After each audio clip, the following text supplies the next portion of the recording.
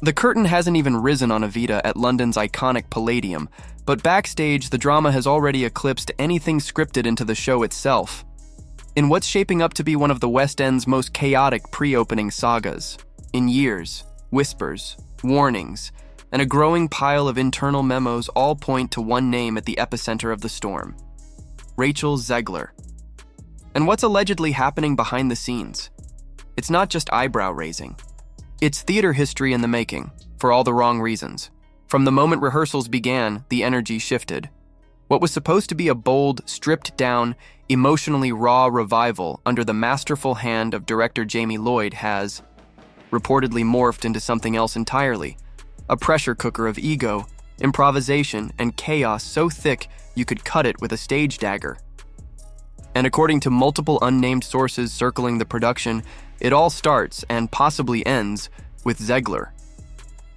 Insiders claim she established her dominance early. Rehearsals kicked off with punctual cast members warming up at 9 a.m., while Zegler would allegedly roll in late, iced latte in hand, noise-canceling headphones on, seemingly detached from the team around her. One crew member described her entrance as less lead actress and more headliner with entourage energy. And when she did arrive, it wasn't to blend in, it was to recalibrate the atmosphere. Setting up what one stage manager called a shrine to diva behavior, her warm-up routine reportedly included a humidifier, infused honey, and a moonlight-charged crystal water bottle. But lateness and idiosyncrasies are one thing. Creative overreach is another. According to multiple witnesses, Zegler didn't just accept direction, she challenged it. Repeatedly. At one point during a key scene's blocking session, she allegedly interrupted Jamie Lloyd mid-sentence to present her own vision of how Eva Peron would command the stage. "She directs, we orbit," one ensemble member quipped. Another said that her presence quickly became the gravitational pull of every rehearsal, and not always in a good way. The situation reportedly reached a boiling point during a rehearsal of the iconic Don't Cry for Me Argentina. Lloyd's vision was simple: let Zegler's voice deliver the emotion, while the ensemble moved around her, creating a living, breathing portrait of Eva's psychological landscape. But Zegler reportedly had other plans. She broke from the blocking and launched into what observers described as an unsolicited masterclass, grand arm movements, pacing, and all, ultimately delivering her own spontaneous reinterpretation of the number. When Lloyd gently reminded the group to trust the direction, Zegler's alleged response rang through the theater like a gauntlet drop. A blueprint is a suggestion. History is what we build in the moment. From there, things spiraled. The cast's group chat, initially a place for camaraderie and memes, began filling with inside jokes and growing dread. Eva Watch became shorthand for waiting around. Scenes were being reblocked daily to accommodate new creative frequencies, and by week's end, a crew member likened the production to a Frankenstein's monster, stitched together, then falling apart again the next day. The most ominous signal came with the emergency closed-door meeting. Jamie Lloyd, the producers, legal counsel on speakerphone, union reps in the corner. The phrase, pattern of disruption, was reportedly floated multiple times. Lawyers examined Zegler's contract for breach potential, and backup casting inquiries began trickling out. Discreet emails were reportedly sent to agents representing Latin mezzo-sopranos between ages 20 and 35. A very Eva-shaped profile. And then came the damage control.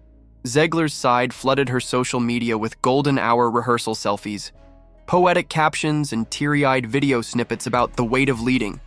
But the cast wasn't having it. Between notes? "Sis, you skipped half the song," one ensemble member reportedly scoffed. Meanwhile, ticket sales told their own story. Premium seats that should have vanished in pre-sale were sitting unsold. Dynamic pricing began to slide quietly downward. "Please, just fill the row," was whispered behind closed marketing calls. Industry insiders raised eyebrows when Evita, the supposed crown jewel of the season, was suddenly being bundled with discount codes, and it got worse. A wardrobe assistant allegedly snapped a photo of a binder labeled Plan B with a caption reading, Choose your fighter. Casting rumors exploded. From Olivier winners to Netflix breakout stars, everyone was being considered as the possible emergency Eva. Some insiders claim that dressers and technicians were asked to prep multiple versions of key scenes, director's plan A and the Rachel remix. Even coffee orders became telling. Morale shots, an extra round of espresso for whoever had just been sidelined by the latest surprise rewrite, became routine. Tech rehearsals began to resemble survival drills. Behind all of this is a more sobering question. How much celebrity chaos can a production absorb before it collapses under its own weight? Zegler defenders argue that great art often emerges from friction, that icons from Patti LuPone to Barbra Streisand were labeled difficult before rewriting Broadway history. And some insiders still hold hope. One vocal coach reportedly told colleagues, when she locks in, it's volcanic.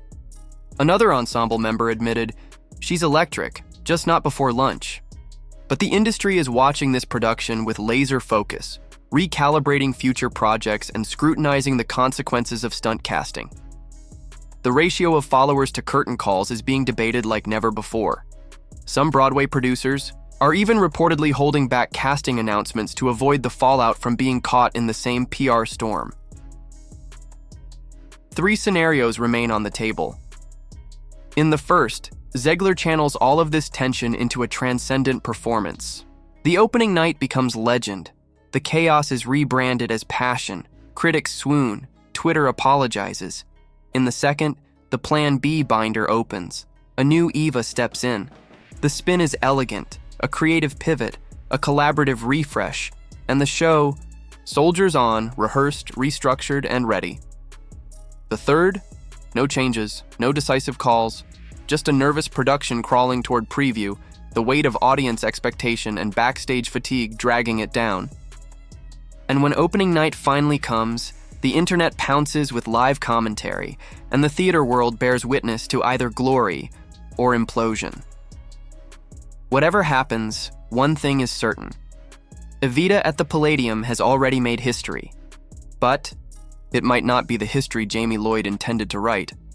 For now, all eyes remain fixed on the gilded curtain, waiting to see whether it rises to reveal redemption or a revolution unraveling in real time. So what do you think?